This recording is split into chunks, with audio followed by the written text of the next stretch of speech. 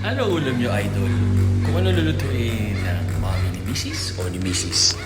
Sa ngayon, ang nakita ko, unlimited rice, tapos may pansit si inay na ginawa para sa amin, ang aming lola, lola ni Mrs. And then, parang more than 30 pieces na barbecue. Tapos, 4 na pecho ng manok. Tapos, suka, special suka, parang 10. Tapos, parang 9 cups ng kanin. So, yun, enjoy, di ba? Sarap. So yun, do what works for you. Hindi naman ako nagka-fasting na. Parang hindi ko nakakaya mag-fast na. 16 hours, nagugutom ako. Hindi na makaano yung utak ko. Pero kung may reason naman na kailangan mag-fasting for health reasons or kailangan mas mag-rip or something, ay di gagawin natin. Pero sa ngayon kasi wala eh. So enjoy lang muna, di ba? Tamang may ganun lang. So ma-maintain lang na 15% to 12% body fat. Basta may 4 pack to 6 pack, okay na. Huwag lang, 12 pack. Tama kayo, mali ako na si Doctor. Do what works for you.